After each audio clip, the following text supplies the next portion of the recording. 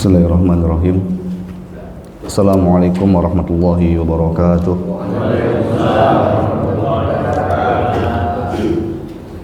Innal hamdalillah nahmaduhu wa nasta'inuhu wa nastaghfiruh wa na'udzu billahi min shururi anfusina wa min sayyiati a'malina. Man yahdihillahu fala mudilla lahu wa man yudlilhu fala hadiya lahu. Asyhadu an la ilaha illallah wahdahu la syarika lah wa asyhadu anna Muhammadan abduhu wa rasuluh. Arsalahu Allah ta'ala bil huda wa dinil haqq wa ballaghar risalah wa addal amanah wa nasahal ummah wa jahada fillahi haqqa jihadihi hatta atahul yaqin. Fa salawatullahi wa salamuhu alaihi wa ala alihi wa sahbihi wa sallama tasliman katsira. Allahumma inna nas'aluka ilman nafi'an wa rizqan thayyiban wa amalan mutaqabbalan. Allahumma 'allimna ma yanfa'una wanfa'na bima 'allamtana wa zidna ilman wa amalan. Subhanaka la ilma lana illa ma 'allamtana innaka antal alimul hakim. Hadirin wal hadirat yang dirahmati Allah Subhanahu wa taala.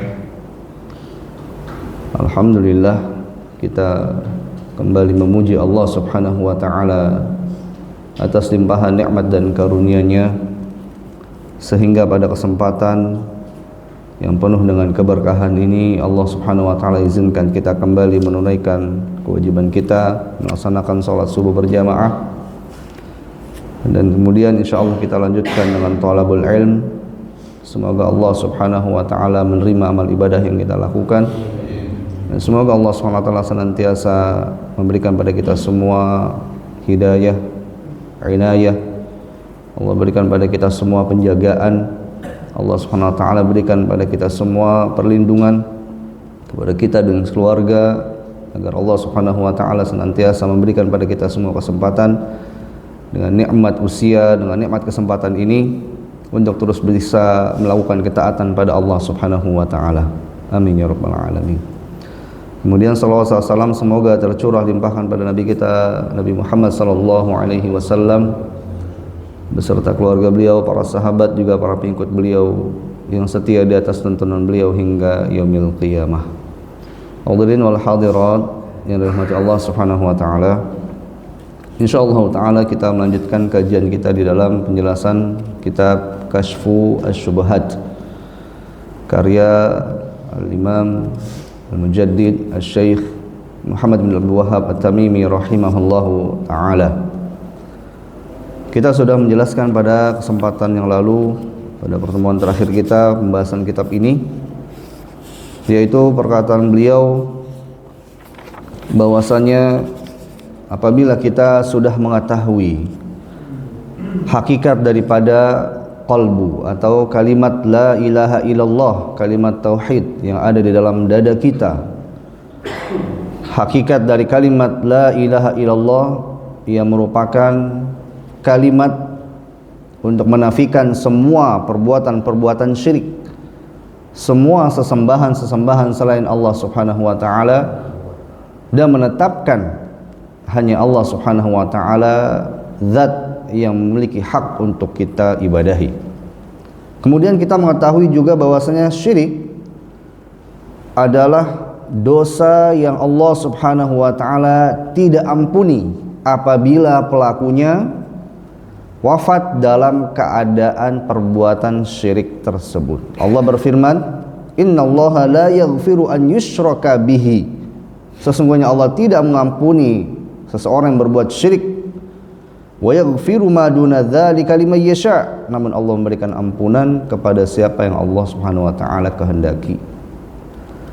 Kemudian kita mengetahui juga bahwasanya para nabi semuanya memiliki satu visi yang sama, yaitu mengajak dan menyeru manusia hanya untuk menyembah kepada Allah Subhanahu wa taala. Dan Allah Subhanahu wa taala tidak menerima selain agama Islam. Dan kita mengetahui sebagian besar manusia jahil atau tidak mengetahui perkara yang disebutkan di atas. Maka ya, kita mendapatkan dua faidah, yaitu kita berbahagia atas karunia Allah dan rahmatnya, yaitu agama ini. dan juga kita menambah rasa khauf, rasa takut kita kepada Allah Subhanahu wa taala. Ini yang sudah kita jelaskan pada pertemuan yang lalu. Nah, pada pertemuan ini insyaallah kita lanjutkan kembali perkataan al-muallif rahimahullahu taala wa ghafarallahu bihi dhanbah wa nafa'allahu bihi ilmahu fid darain. Fa innaka idza arafta anna al-insana yakfuru bi kalimatin yukhrijuha min lisanihi wa qad yaquluha wa huwa jahilun fala yu'dharu bil jahli wa qad yaquluha wa huwa yadhunnu annaha tuqarribuhu ila Allah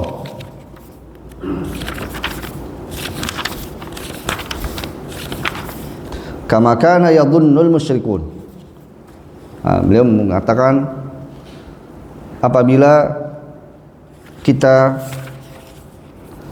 telah mengetahui perkara-perkara di atas, maka sesungguhnya kita juga mengetahui atau kita hendaknya mengetahui sesungguhnya manusia atau seseorang akan menjadi kufur atau keluar dari Islam tatkala dia mengucapkan kalimat-kalimat yang mengandung kekufuran dan mengeluarkan dia dari Islam, di mana dia mengucapkan dengan lisannya, dengan lisannya secara langsung. Jadi seseorang mengucapkan kalimat-kalimat kufur dari lisannya. Wa qad yaquluha wa huwa jahilun. Namun terkadang ada seseorang yang mengucapkan kalimat-kalimat kufur tersebut, tetapi dia jahilun. Sebab karena ketidaktahuannya atau karena mereka tidak memiliki ilmu. Fala yu'dharu bil jahli, maka tidak ada udzur atas ketidaktahuannya itu. Wa qad yaquluha wa huwa yadhunnu anha tuqarribuhu ila Allah.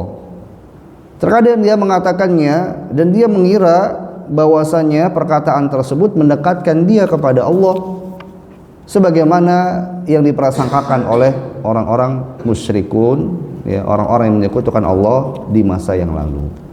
Baik, hadirin rahmat Allah Subhanahu wa taala, kita jelaskan terlebih dahulu perkataan Syekh bahwasanya sebagian manusia ada yang mengucapkan kalimat-kalimat kufur dari lisannya. Apa misalnya, Pak? Seandainya misalkan ada orang yang mengatakan bahwa sholat itu tidak wajib, ini kufur tidak, Pak? Karena dia menentang kewajiban sholat. Jelas, suatu perkara yang jelas yang telah dipahami oleh kaum muslimin secara umum atau dalam jumlah yang banyak, dalam jumlah yang begitu besar atau mayoritas kaum muslimin, namun dia kemudian mengatakan bahwasanya sholat tidak wajib. Maka perkataan ini adalah perkataan yang mengeluarkan dia dari Islam. Perkataan-perkataan mengandung kekufuran karena dia menentang. Berbeda, Pak, kalau misalkan ada orang yang diminta untuk melaksanakan sholat tapi dia malas,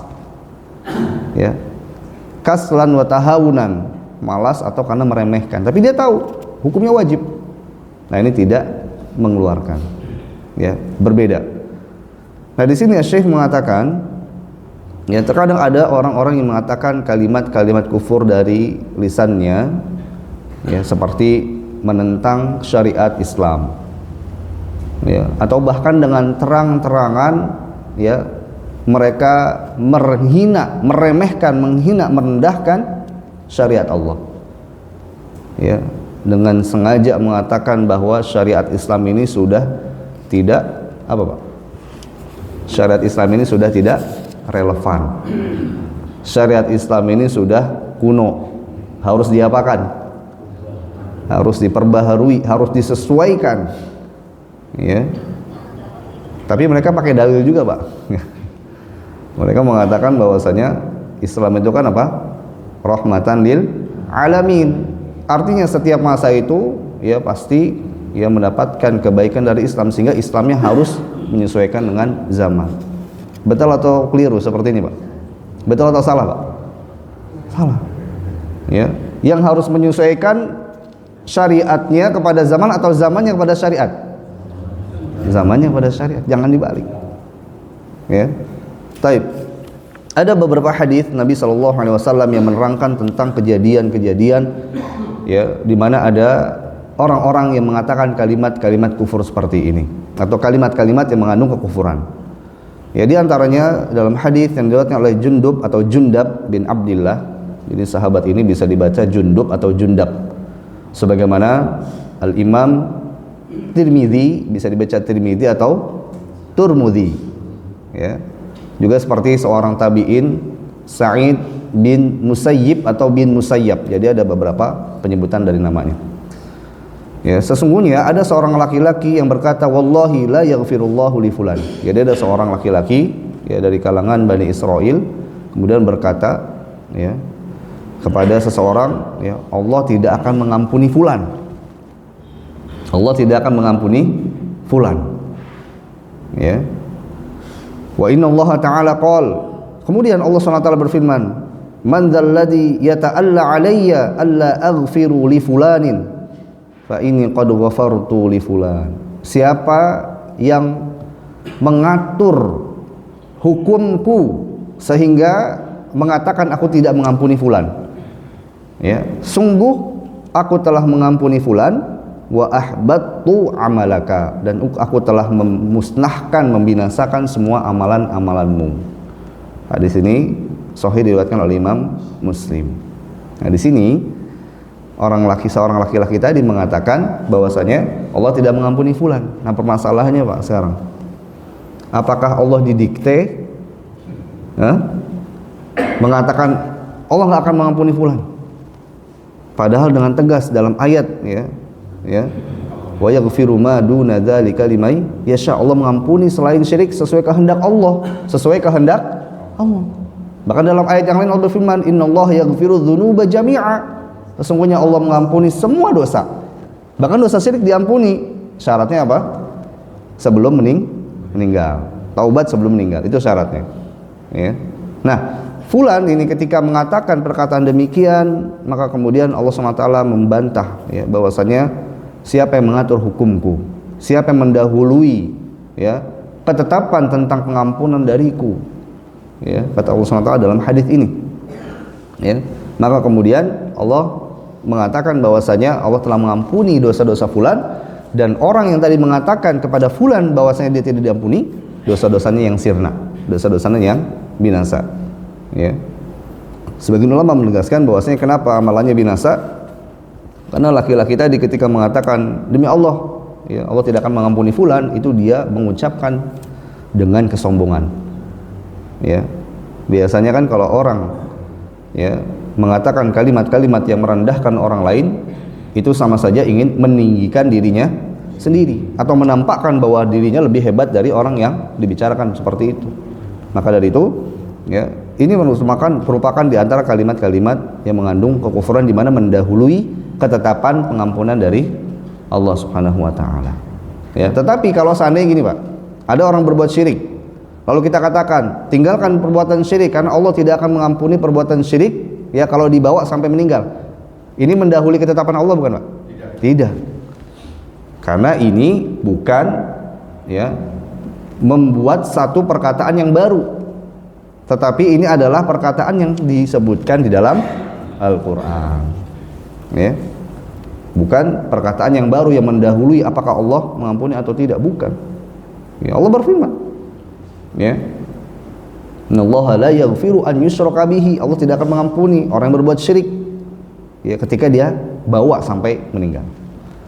Taib. Itu diantara hadis yang menerangkan tentang adanya perkataan-perkataan kufur. Begitu juga dengan yang lain dalam riwayat yang lain, ada orang-orang munafikun di zaman Nabi SAW yang kemudian mereka menghina sebagian sahabat ya, ma ra'ayna mithla qura'ina ya, kami tidak melihat mereka para sahabat yang ahli Quran, haulai arghabu butunan, mereka menghina bahwasanya mereka ini sahabat-sahabat ahli Quran ini orang yang perutnya nggak pernah kami lihat paling buncit daripada yang lain. Menghina apa Pak? Fisik. Mereka menghina sahabat-sahabat Nabi ahli Quran ini, ya, perutnya tidak lebih buncit atau paling buncit pokoknya yang kami lihat daripada orang-orang yang pernah kami lihat. Hinaan. Ya. Wa akdzabu al-sunan, dan lisannya itu paling dusta. Ya. Wa ajbanu 'inda liqa, dan yang paling penakut ketika terjadi, ya, peperangan atau terjadi jihad fisabilillah di medan peperangan. Mereka mengatakannya bercanda, itu ternyata bukan untuk betul-betul menghina. Nah, pertanyaannya Pak, siapa yang mereka hina? Para sahabat. Sedangkan para sahabat ini, ya, mereka punya hak kemuliaan untuk kita bela, untuk kita cintai, bukan kita hina. Siapa yang menghina sahabat, ya, ini mereka, ya, termasuk daripada orang-orang yang sama saja menghina Nabi SAW. Karena sahabat itu, ya, orang-orang yang telah dimuliakan. Allah puji mereka. Ya, Allah puji dalam berbagai macam ayat Al-Quran, banyak sekali. Ya, orang-orang yang berbaiat, orang-orang yang, ya, melakukan perjanjian-perjanjian, orang-orang yang as-sabiqunal awwalun minal muhajirin wal ansar radhiyallahu anhum wa radu anhu. Ya, orang-orang yang mendahului masuk ke dalam Islam dari kalangan muhajir dan kalangan ansar, Allah ridho kepada mereka.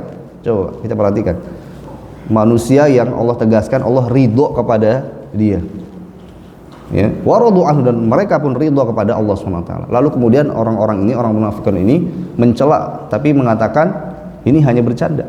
Maka kemudian Allah tegaskan, ya, dalam surat At-Taubah ayat 65 sampai 66, ya, qul, katakanlah, abillahi wa ayatihi wa rasuli kuntum tastahzi'un, dengan ayat Allah, ya, dengan ayat-ayat Allah, dengan Rasulullah kalian merendahkan, bersenda gurau, la ta'tadiru qad kafartum ba'da imanikum. Tidak ada lagi udzur, sungguh kalian telah kufur setelah iman kalian. Nah, ayat ini menegaskan ketika orang-orang munafik tadi, ya, yang menyembunyikan keislaman dan menyembunyikan keislaman dan menampakkan keislaman, menyembunyikan kemunafikan, ya, ketika mereka mengucapkan kalimat-kalimat tersebut dan mereka mengatakan itu adalah sebuah senda gurau, Allah tegaskan qad kafartum, sungguh kalian telah kufur setelah iman kalian.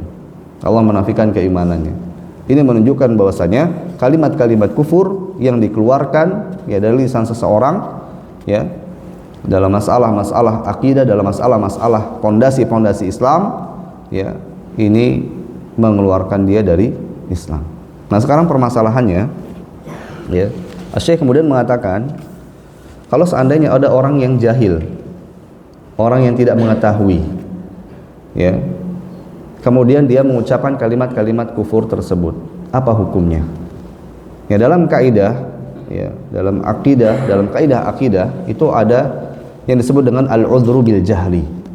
Sebuah udzur apabila ada seseorang yang tidak memiliki pengetahuan, ya. Contoh seperti misalkan, ya, ada orang yang mengatakan tadi, Pak, ini kita sebentar lagi bulan Ramadan, mengatakan tidak wajib puasa Ramadan. Sebab kenapa? Karena dia memang nggak pernah ada yang menyampaikan, ya. Tinggal di mana biasanya, Pak, orang-orang yang sama sekali nggak kenal dakwah Islam ini? Di mana? Di antara negeri kafir misalnya. Dia minoritas, ya, dan tidak boleh melakukan syariat Islam, nggak boleh melakukan syiar-syiar Islam, azan nggak boleh, mengeraskan azan nggak boleh, iqamah nggak boleh, berkumpul nggak boleh, dan lain, ya. Atau mungkin tinggal di daerah-daerah terpencil, di kaki gunung, ya. Di mana lagi, Pak? Tempat yang jarang manusia di mana, Pak? Kutub Utara, ya. Hutan, ya. Mereka tidak sampai dakwah. Ketika mereka mengatakan puasa itu nggak wajib, hanya yang mau saja, ini bagian apakah mengeluarkan dia dari Islam atau tidak? Mengeluarkan dia dari Islam atau tidak? Ya, dia nggak tahu. Dia nggak tahu. Sebab karena apa? Karena tidak sampai kepada dia ilmu, tidak sampai kepada dia para dai, ya. Makanya sekarang itu kan banyak program-program tebar dai atau safari dakwah, di mana para dai ini pergi ke tempat-tempat terpencil di timur, misalkan di negara kita ya, di timur Indonesia, di barat Indonesia, pelosok dari Sabang sampai Merauke. Mereka berusaha menyebarkan dakwah, karena ada juga daerah-daerah di mana mereka tidak sampai dakwah. Kalau sekarang sudah banyak teknologi ya, boro-boro mereka pakai internet, Pak. Ya, ya, boro-boro pakai internet. Ya mungkin listrik nggak sampai di tempatnya. Ya, listrik nggak sampai. Tapi ini bagaimana hukumnya? Ya, tentu ini ya berbeda dari apa yang disebutkan dalam perkataan beliau. Jadi beliau tadi mengatakan bahwasanya apa? Kalau seandainya ada orang yang mengatakan kalimat kufur meskipun dia jahil, kalimat-kalimat kufur dalam masalah akidah, Pak. Dalam masalah akidah, dalam masalah besar, kibarul masail, ya, kibarul masail atau usulul masail, perkara-perkara besar atau dasar-dasar dalam Islam seperti sholat, puasa, zakat, itu kan rukun Islam. Rukun Islam itu perkara kecil atau besar? Besar. Ya. Tapi kalau perkara-perkara yang detil, perkara-perkara yang mungkin harus diketahui dengan cara belajar, ini berbeda. Ya, contohnya tentang misalkan masalah hukum waris. Ya, hukum waris kan hukum yang harus belajar secara khusus ya, Pak ya. Ya. Meskipun adalah hukum yang harus tetap ditegakkan, ya, akan tetapi tidak wajib bagi setiap kita saat ini untuk langsung belajar, tapi 1, 2 belajar lalu mengajarkan. Tapi kalau sholat semuanya harus, karena rukun Islam. Baik. Nah di sini Syekh Utsaimin rahimahullah taala mengatakan ya bahwasanya beliau mengatakan ya beliau memperkirakan bahwasanya Syekh penulis kitab ini Syekh Muhammad bin Wahab at-Tamimi rahimahullah taala itu bukan sama sekali menafikan secara total yang namanya al-udhru bil jahli. Udzur kepada suatu orang atau seseorang yang mengatakan suatu kalimat kufur karena tidak tahu, karena jahil. Ya, tidak menafikan secara mutlak, karena di beberapa tempat beliau mengatakan ya bahwasanya apabila ya ada orang yang mengakui rukun Islam yang 5 dari kalimat syahadatain sampai dengan haji ke Baitullah bagi yang mampu, dia mengakui, tapi kemudian sebagian rukunnya dia tinggalkan sebab karena apa? Ya, sebab karena tahawunan, karena meremehkan, atau karena malas, karena meremehkan perkara-perkara dari rukun Islam tadi. Beliau katakan qatalnahu, kita perangi orang-orang seperti ini. Kita apa? Perangi itu maksudnya apa? Harus ditegakkan, jangan dibiarkan, harus diingkari. Tapi apa kata beliau? Fala nukaffiru bitarkiha, tapi kami tidak memberikan ya label atau mengatakan kepada mereka itu orang yang kufur, orang yang kafir. Ya, menjatuhkan hukum ya, memberikan label kufur ya kepada orang tersebut. Dan ini terjadi khilaf di antara para ulama.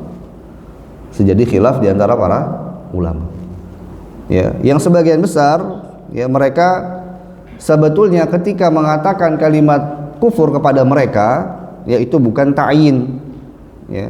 Jadi ada pembahasan tentang masalah menjatuhkan vonis kafir kepada seorang, itu perkara yang sangat berat, Pak. Jadi menjatuhkan vonis kafir kepada seorang itu perkara yang sangat berat. Ya minimal kalaupun kita sampai memberikan vonis tersebut, kita hanya berlandasan kepada dalil, hanya boleh berlandasan pada dalil Al-Qur'an ya, As-Sunnah ya, atau hadis Nabi Shallallahu Alaihi Wasallam, itu saja. Ya, tapi kalau untuk menurunkan vonis kafir ini kepada seseorang secara ta'yin, ya, secara spesifik, misalkan fulan, ya, misalkan Paijo bin ya Sanusi misalnya, Paijo bin Sanusi dia kafir. Nah, untuk menurunkan hukum sampai secara spesifik seperti ini, itu perkara yang berat dan ini tidak dilakukan oleh para ulama, tetapi hanya secara umum saja. Jadi ini terjadi khilaf. Ini perkataan Syekh Utsaimin ya, yang menjelaskan tentang apa yang disebutkan oleh ya muallif, oleh penulis ya dalam kitab ini. Banyak, beliau menyebutkan banyak sekali beberapa dalil-dalil ya. Mungkin tidak bisa kita jelaskan di sini semuanya. Namun kita jelaskan beberapa poin-poin ya, yang menguatkan pemahaman kita tentang masalah ini. Nah, beliau sebutkan di antara permasalahan ini yaitu adalah bahwa orang-orang yang melakukan perkataan-perkataan kufur ini itu ada dua macam. Ya, orang-orang yang melakukan perkataan-perkataan kufur ini ada dua macam. Baik, yang pertama ya adalah keluar dari lisan seorang yang tidak beragama Islam. Ya, tidak beragama Islam. Dia tidak beragama Islam. Ya. Tapi juga tidak beragama dengan agama yang lain. Ini artinya agamanya apa, Pak? Ateis. Ya. Dia tidak beragama Islam dan tidak beragama yang lain. Kemudian dia mengucapkan kalimat-kalimat kufur, ya, seperti mengatakan bahwasanya tidak ada gunanya seorang muslim melakukan sholat 5 waktu, ya, tidak ada maslahatnya seorang muslimah memakai hijab. Ini kan banyak terjadi, ya. Nah, dan perkataan-perkataan yang lainnya, ya. Nah, yang rajih, ya, hukumnya bahwasanya mereka itu di dunia dihukumi dengan semisal hukum daripada orang-orang yang kufur kepada Allah Subhanahu wa taala. Jadi orang-orang yang tidak beragama Islam, tidak beragama yang lainnya juga, kemudian mengucapkan kalimat-kalimat kufur, kita katakan dia di dunia ini sama seperti apa, Pak? Orang-orang kafir yang lainnya. Karena secara zahir dia mengatakan kalimat-kalimat yang merendahkan agama Islam. Tapi ini yang pertama. Nah, yang kedua, ya, dari seorang yang beragama Islam, ya. Namun kemudian dia hidup di tengah-tengah mungkin, ya, orang-orang yang mayoritasnya non-muslim, atau juga tidak ada yang mengingatkan kepada dia tentang masalah-masalah, ya, yang berkaitan dengan syariat Islam, ya, tidak sampai kepada dia. Ya, contohnya seperti tadi, orang-orang yang tinggal di mana? Di daerah-daerah terpencil, di tempat-tempat yang tidak terjangkau, ya, dengan teknologi dan lainnya. Maka, ya, bagi mereka berlaku, ya, seperti orang yang Islam. Artinya dihukumi sebagai seorang yang muslim secara zahir di dunia. Namun terkait dengan beberapa permasalahan-permasalahan syariat Islam yang mereka tinggalkan, ini ada beberapa perkataan, ya, ada beberapa kaidah, ya, disebutkan oleh Syekh Shalih Al-Utsaimin, ya, hafizahullah taala, bahwasanya orang Islam, ya, yang memang mereka tinggal di tempat-tempat terpencil, orang-orang yang tidak sampai terjangkau dengan dakwah, maka ketika mereka tidak mengetahui, ya, atau tidak sampai kepada mereka semua perkara-perkara syariat, semuanya, Pak, semuanya, bahkan sampai masalah tauhid, rukun Islam, rukun iman, mereka nggak sampai, ya, maka berlaku pada saat itu, ya, al-udhru bil jahli, diberikan udzur karena ketidaktahuannya dia, dan mereka digolongkan sebagai ahlul fatrah. Ahlul fatrah. Siapa mereka? Ahlul fatrah yaitu orang-orang yang hidup di masa kekosongan penurunan wahyu atau pengutusan nabi. Namanya apa? Ahlul fatrah. Ya. Allah berfirman, "Ya ahlal kitab qad ja'akum rasuluna yubayyinu lakum ala fatratin minar rusul." Al-Maidah ayat 19. Wahai ahli kitab, sesungguhnya telah datang kepada kalian, ya, rasul kami untuk kalian pada masa fatrah, ya, ala fatrati minar rusul. Jadi Allah menegaskan ketika Allah turunkan atau utus Nabi Muhammad SAW, ya, sebelum Nabi SAW itu namanya zaman apa? Fatrah. Jadi orang-orang yang hidup di zaman tersebut disebut ahlul fatrah. Nah, sebagian ulama ketika mendefinisikan, memaknai siapa mereka ahlul fatrah, yang ada di zaman antara Nabi Isa dengan Nabi Muhammad SAW. Jaraknya kan jauh, Pak, ya. Berapa, Pak? Jaraknya berapa? Jaraknya berapa? 100 abad. Bukan 100 tahun, Pak. 100 abad. 100 tahun, 1 abad. Ini 100 abad. Ya. Jarak yang sangat lama. Nah, orang-orang yang hidup pada zaman tersebut mereka ahlul fatrah. Ya, mereka ahlul fatrah. Nah, orang-orang yang seperti ini ya, mereka tidak dihukumi sebagai orang yang keluar dari Islam atau orang yang kafir. Ya. Dan Allah berfirman, ya, wa ma kunna mu'adzibina hatta nab'atsa rasula, dalam surat Al-Isra ayat 15, dan kami tidak akan memberikan azab sampai kami turunkan kepada mereka apa? Rasul. Jadi kalau nggak diturunkan Rasul nggak diazab. Jelas? Baik. Jadi ini kondisi seorang muslim yang tidak mengetahui dasar-dasar Islam, ya, yang kecil sampai yang besar. Karena apa? Karena memang tidak sampai kepada mereka dan mereka digolongkan sebagai ahlul fatrah. Nah, yang kedua, ya, dari muslim. Jadi yang pertama, ya, orang yang non muslim tadi, ya. Nah, yang kedua ini orang yang muslim, ya. Nah, orang yang muslim bagi dua tadi, Pak. Ya, saya ulangi lagi, kalau orang yang non muslim, ya, kemudian tidak beragama yang lain, ya, maka hukumnya di dunia secara zahir sama seperti orang yang kafir. Jelas, Pak? Nah, yang kedua, seorang yang muslim, ya, ketika mereka tidak sampai dakwah pada mereka, ya, sama sekali, maka mereka dikategorikan sebagai ahlul fatrah. Yang tadi disebutkan dalam surat Al-Maidah ayat 16, dalam surat Al-Isra, ya, ayat ke-15. Ya, dalilnya. Kemudian bagi seorang muslim, ya, yang telah sampai kepada dia hujjatur risalah, ya, sampai kepada mereka apa? Hujjatur risalah, atau sampai kepada mereka dakwah, ya, ma'atamakunihi min ma'rifatiha, dan mereka memungkinkan untuk bisa mempelajarinya. Jadi sudah sampai dakwah Islam, ya, dan mungkin bagi mereka untuk datang untuk belajar, ya. Maka pada saat itu, ya, mereka tidak diberikan udzur atas ketidaktahuan mereka pada permasalahan-permasalahan agama yang besar. Ya, permasalahan agama yang besar. Contohnya misalkan, ya, di bulan Ramadan, kewajibannya apa? Puasa bulan Ramadan. Ya. Kemudian di dalam puasa Ramadan itu kan ada rukunnya. Ya, apa rukunnya, Pak? Imsak. Imsak itu bukan yang kita dengar di, ya, imsak bukan itu, ya. Tapi imsak itu artinya menahan dari makan dan minum dan puasa dari apa? Terbitnya matahari sampai terbenamnya matahari. Itu rukunnya. Ya.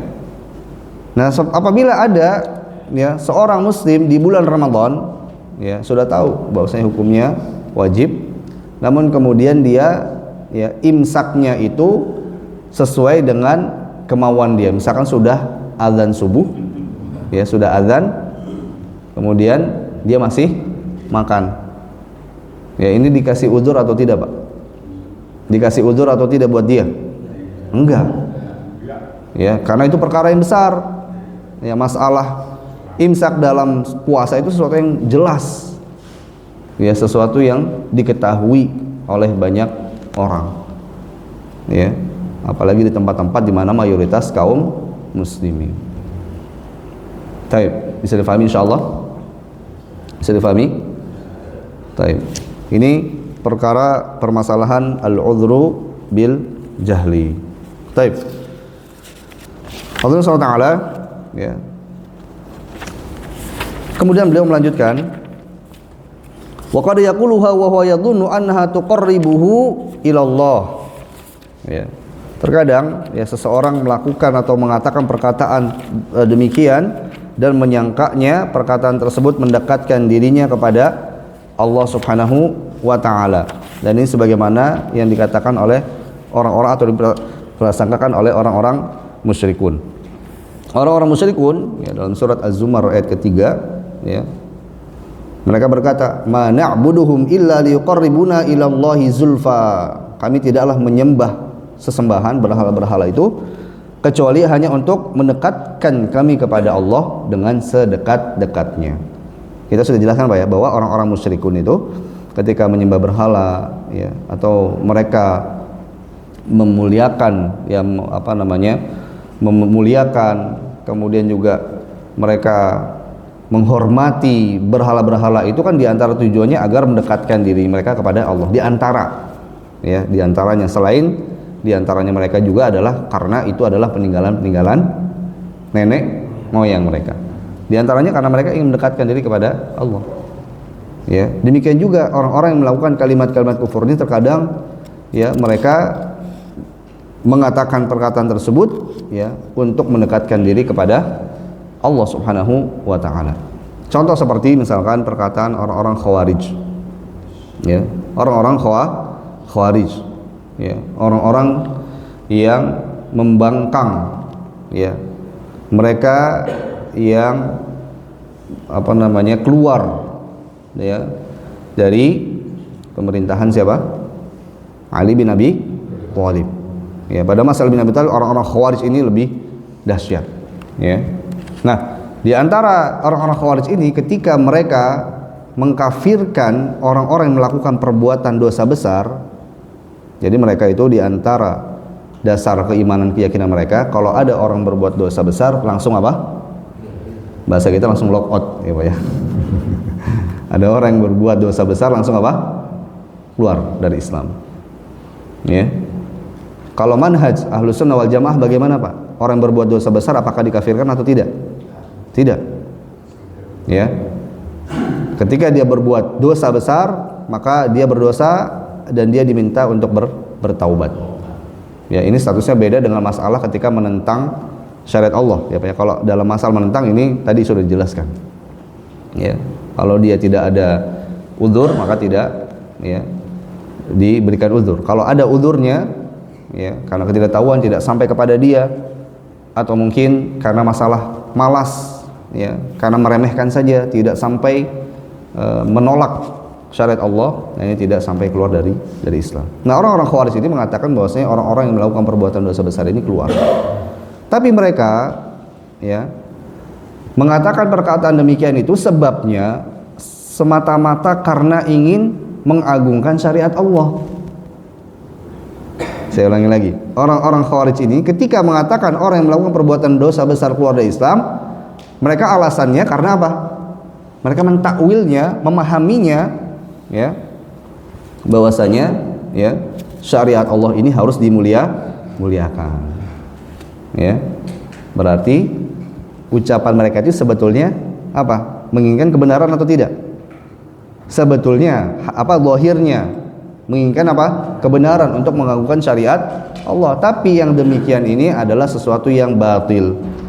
Ya, karena perkataan mereka ya telah menyimpang dari nas-nas Al-Qur'an. Ya, telah menyimpang dari nas Al-Qur'an. Ya. Dan sama seperti orang-orang musyrikun ketika mereka menyembah berhala, mereka juga menginginkan kebaikan atau mendekatkan diri kepada Allah SWT, tapi cara mereka tidak sesuai dengan perintah Allah Subhanahu wa taala. Baik. Khususan in alhamakallahu ta'ala ma qassa an qaumi Musa ma'a salahihim wa ilmihim annahum atauhu qailin ij'al lana ilahan kama lahum alihah. Syekh kemudian melanjutkan ya bahwasanya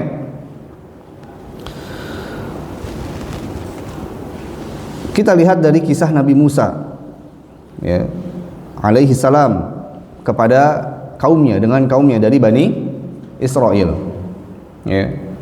Ketika Nabi Musa beserta umatnya, beserta kaumnya, mereka melakukan perjalanan dari kejaran ya Fir'aun, lalu kemudian mereka melewati sebuah kaum ya, orang-orang ya yang menyembah berhala.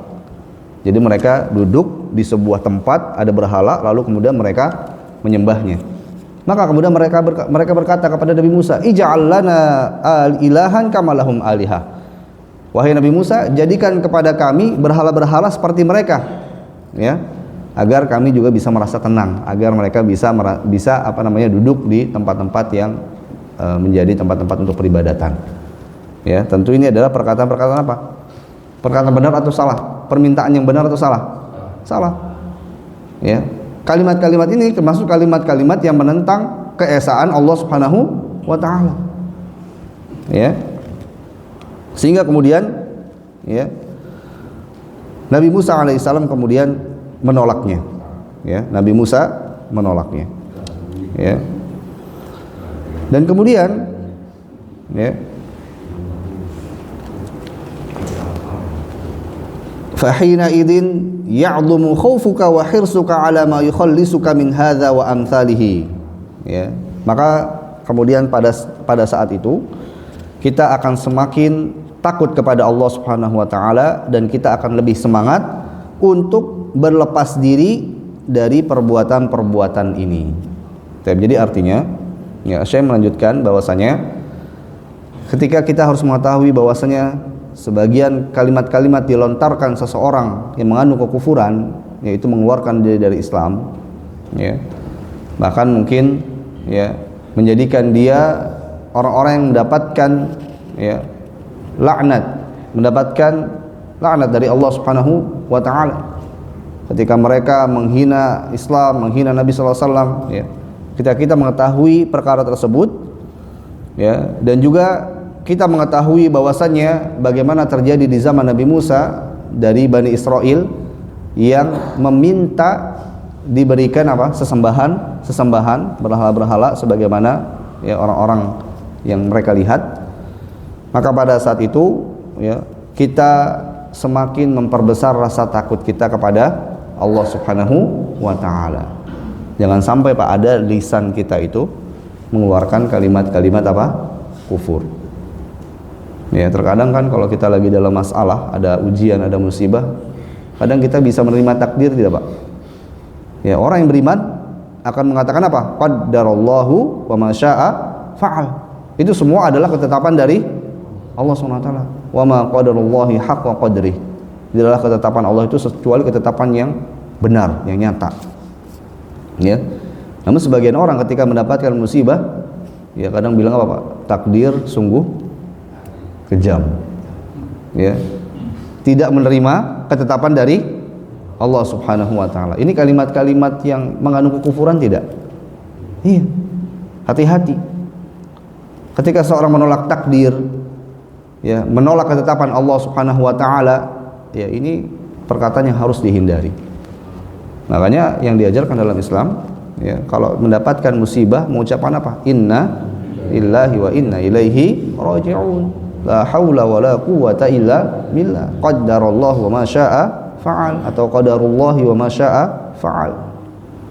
Ya, jangan sampai ada dalam lisan kita terucap kalimat-kalimat yang mengandung kekufuran. Ya.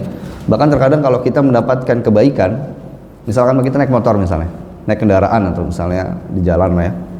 Lalu kemudian kita pas gitu ya, posisinya di mana di situ ada mungkin mobil atau kendaraan yang melaju cepat. Kalau seandainya kita berada di sisi kanan, mungkin kita akan tertabrak. Lalu kemudian kita mengatakan, untung kita ada sebelah kiri, ya, untung kita ada sebelah kiri. Ini perkataan yang bisa mengandung apa namanya, menolak kekuasaan Allah tidak Pak? Iya, jangan bilang untung, ya, karena apa? Karena Allah yang telah mengatur. Ya, posisi kita di sebelah kiri, tidak sebelah kanan, di jalur kiri bukan jalur kanan, itu telah Allah tetapkan. Kapan kita Allah tetapkan Pak? Kapan Allah tetapkan? Hah? Innallaha kataba kulla syai'in, ya, Allah telah, innallaha kataba maqadira kulla syai', Allah telah menetapkan semua ketetapan makhluk ini 50.000 tahun sebelum Allah ciptakan langit dan bumi. 50.000 tahun. Jadi nggak ada istilah kita bilang untung, ya, apalagi kalau kita bilang sama orang, ya, untung ada kamu, ya, kalau nggak ada kamu nggak selamat saya. Hati-hati Pak. Ya, untung ada Allah. Tetapi yang lebih tepat adalah kita mengucapkan, ya, alhamdulillah, pujian, ya, yaitu apa namanya, aplikasi tauhid dalam keseharian kita Pak.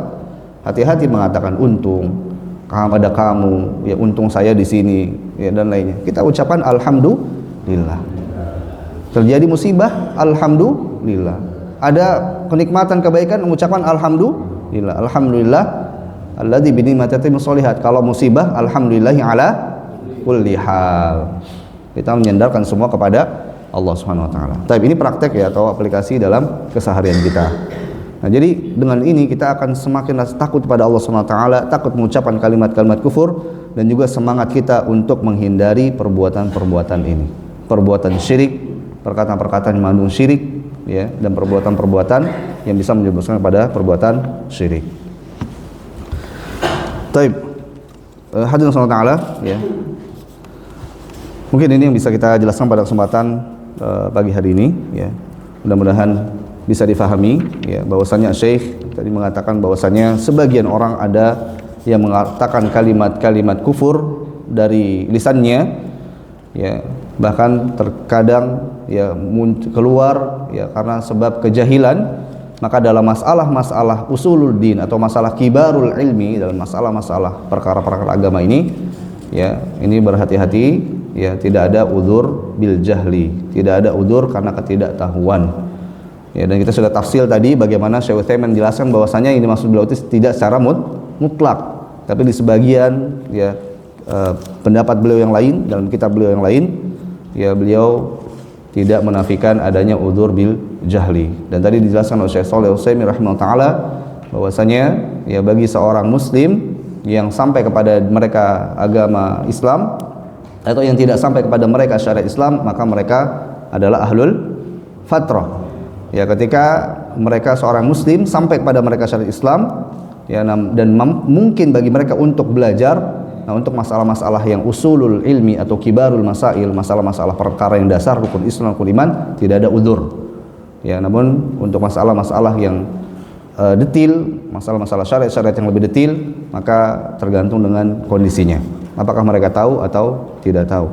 Kemudian juga ya kita jelaskan tadi bagaimana ya sebagian ucapan-ucapan tersebut ya menghendaki kebaikan, sebagaimana orang-orang ya musyrikun juga menghendaki kebaikan saat mereka menyembah berhala. Ya, seperti contoh perkataan orang-orang Khawarij yang mereka mengkafirkan orang-orang murtakibil kabirah yang melakukan dosa besar ya, dengan tujuan untuk menjaga syariat Islam. Kemudian juga bagaimana ya kisah daripada ya umat Nabi Musa alaihissalam yang mereka meminta dijadikan sesembahan, sehingga kemudian mereka merasa tenang dengan sesembahan tersebut, namun Allah bantah ya, dan Nabi Musa alaihissalam juga membantahnya dan menolaknya. Nah, sehingga dengan demikian akan bertambahlah rasa takut kita kepada Allah SWT, dan semakin semangat kita untuk menghindari perkara-perkara yang bisa merusak keimanan dan ketauhidan kita kepada Allah Subhanahu wa taala. Adalah Allah Ta'ala. Ini mungkin bisa disampaikan. Tafadhol, mungkin kalau ada yang ingin ditanyakan bisa ditanyakan. Nah, tafadhol. Ibunya Nabi Muhammad sama bapaknya Nabi Muhammad, tapi itu tidak memasak itu pertanyaan pertama. Lalu pertanyaan kedua, kita punya teman nggak sholat, terus kita mengamalkan hadis mantar pas sholat dan kami dan takut kapal dan siapa yang dilarang sholat dengan sengaja maka kafir.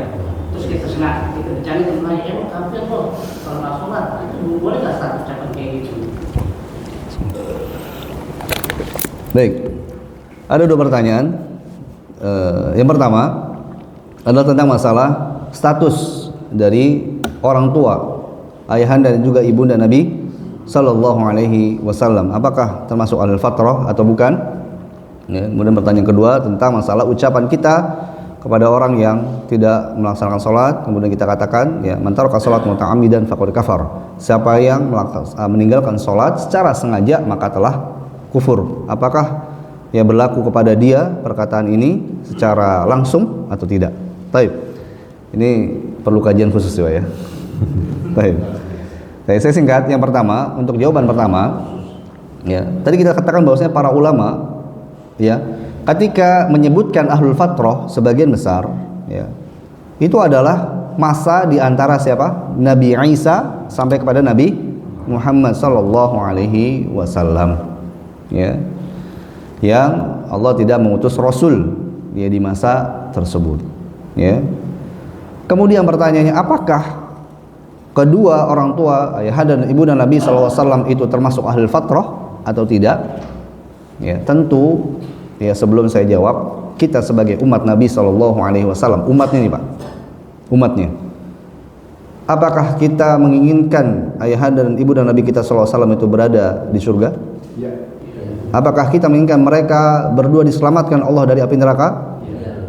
Taib. Itu juga yang diinginkan oleh Nabi kita yang mulia Shallallahu Alaihi Wasallam sebagai seorang putra, apalagi putranya langsung. Kita umatnya saja menginginkan demikian, terlebih lagi Nabi Shallallahu Alaihi Wasallam. Namun kita lihat bagaimana dalil-dalil yang menyatakan bahwasanya Nabi Shallallahu Alaihi Wasallam pernah bersabda kepada seorang sahabat, diantaranya adalah Ikrimah, Ikrimah bin Abu Jahal. Abu Jahal, tahu Abu Jahal Pak ya? Abu Jahal, yang memerangi Islam. Di mana tempatnya Abu Jahal Pak? Neraka, karena jelas. Suatu saat Nabi SAW mengatakan, Abi wa abu kafinar. Ayahku dan ayahmu juga berada di api neraka. Taib. Dalam hadis yang lain tentang ibunda Nabi SAW, Nabi SAW bersabda, ya istadantu ilallahi an astaghfira li ummi. Aku meminta kepada Allah izin untuk memberikan ampunan, memintakan istighfar kepada ibundaku. Falam ya'dzanni. Allah tidak mengizinkan kepada beliau. Wastadantu li rabbi an azura qabraha. Aku minta izin kepada Allah untuk menziarahi kuburnya, maka Allah izinkan. Atau kama qala sallallahu alaihi wasallam. Hadis sahih diriwayatkan dari sahabat Anas bin Malik radhiyallahu taala anhu. Taib. Dari kedua hadis ini, sebagian orang yang tidak suka dengan hadis ini kemudian mendatangkan hadis-hadis yang lain yang tentu derajat dan kekuatannya tidak sampai hadis yang diterima, rata-rata hadis yang lemah. Jelas Pak? Nah kemudian lalu bagaimana sikap kita? Ini adalah permasalahan yang tidak terkait dengan masalah akidah, tidak terkait dengan akidah. Mengapa demikian? Karena kita lihat Pak, ada tidak Nabi yang ayahnya dimasukkan ke dalam api neraka? Ada. Nabi siapa? Ibrahim. Ayahnya siapa? Azar. Pada hari kiamat Nabi Ibrahim itu meminta kepada Allah SWT, ya Allah, jangan engkau hinakan aku, bahwasanya engkau tidak akan menghinakanku. Oleh karena itu tolong selamatkan ayahku. Allah tidak mengizinkan. Karena Azar wafat dalam keadaan sebagai orang yang menyekutukan Allah. Taib. Para ulama mengatakan bahwasanya tadi tidak terkait dengan masalah akidah. Tentu yang kita harapkan semuanya adalah seperti yang tadi disampaikan. Kita berharap orang tua Nabi SAW itu berada di surga dan diselamatkan oleh Allah Subhanahu wa taala. Namun Nabi SAW lebih demikian, lebih berharap demikian. Tapi dalam hadis-hadis yang sahih Nabi SAW tadi mengatakan demikian. Kemudian apakah ahlul fatrah? Sebagian ulama mengatakan bahwasanya orang-orang Quraisy di Arab, di Jazirah Arab pada masa itu, mereka itu sebetulnya bisa mampu untuk menjalankan baqaya min millat Ibrahim, sisa-sisa atau bekas-bekas dari ajaran Nabi Ibrahim alaihissalam. Dalam masalah haji Pak, ada tidak haji sebelum diperintahkan haji? Ada. Sebelum Nabi SAW dilahirkan ada enggak yang berangkat ke Mekah untuk tawaf, ke Ka'bah untuk tawaf? Ada enggak? Ada. Itu menunjukkan bahwasanya ada bekas-bekas syariat. Bahkan termasuk sa'i antara Safa dan Marwah. Ada juga. Ini menunjukkan bahwasanya mereka tidak termasuk ahlul fatrah, karena mereka memungkinkan untuk mengikuti baqaya min millat Ibrahim, dini Ibrahim. Mereka memungkinkan untuk mengikuti bekas atau sisa ataupun apa yang telah diajarkan oleh Nabi Ibrahim alaihissalam. Dan ini adalah jawaban yang juga dijawab oleh Syekh Shalih Al Fauzan, hafidhahullahu taala, dan beberapa masyayikh yang lain termasuk Syekh bin Baz rahimahullahu taala. Allah taala. Yang kedua tentang masalah memberikan vonis kepada orang yang tidak melaksanakan sholat, lalu kemudian kita sampaikan padanya dalil. Ini terkait dengan masalah sebab mereka meninggalkan sholat. Kalau meninggalkan sholat karena mu'anidan, mereka menolak syariat Islam, ya maka jatuhnya ke dalam kekufuran, menolak, mengatakan bahwasannya apa yang di Al-Quran itu tidak valid, tidak perlu diikuti semuanya. Nah ini jelas, pertama menolak kalamullah, yang kedua dia menolak perintah Allah. Kalamullahnya ditolak, Al-Qur'annya itu ditolak, bahwasanya itu bukan firman Allah. Yang kedua perintahnya ditolak. Nah, ini double. Ya. Baik. Kalau seandainya mereka mengatakan bahwasanya atau dia mengatakan bahwa sholat itu wajib, tetap wajib. Ya, tapi nanti dulu deh, saya capek ya misalnya ya. Saya baru pulang kerja nih, ya tunggulah nanti. Ya. Atau mungkin wah saya ini belum suci nih ya. Ada najis atau hadas ya, tunggu nanti saya bersih-bersih dulu. Itu alasan aja. Sebetulnya karena malas. Nah, dalam masalah ini sebagian ulama berbeda pendapat. Ya, ada yang mengatakan bahwasanya dia ini harus dimintai taubatnya. Harus diminta apa? Istitab bahasanya. Namanya istitab. Ya, dimintai pertaubatannya. Karena ini dosa apa? Dosa besar. Meninggalkan sholat dosa kecil, dosa besar, Pak? Dosa besar. Karena sholat wajib. Ya. Bahkan ya, sebagian ulama ada yang mengatakan 1 kali sholat ditinggalkan itu bisa keluar. Sebagian mengatakan bukan 1 sholat, ya, tapi 3 kali sholat berturut-turut, atau ada beberapa sholat berturut-turut, atau meninggalkan sholat Jumat juga berturut-turut, ya, seperti itu. Nah, permasalahan ini ya kembali kepada orang tersebut, dia dimintai pertaubatannya, ya, dia harus iqamatul hujjah, harus ditegakkan hujjah kepada dia, ya, disampaikan kepada dia dengan sejelas-jelasnya. Karena salah satu syarat menjatuhkan vonis kepada seorang keluar dari Islam adalah betul-betul sebetulnya telah sampai kepada dia dengan jelas ilmunya, bukan cuma dalilnya doang, Pak. Tadi kan disampaikan dalilnya, tapi maksudnya dia paham nggak itu dengan dalil tadi? Kalau dia nggak paham, berarti belum tegak hujahnya. Kalau dia belum paham dengan dalilnya, dia belum tegak hujahnya, ya.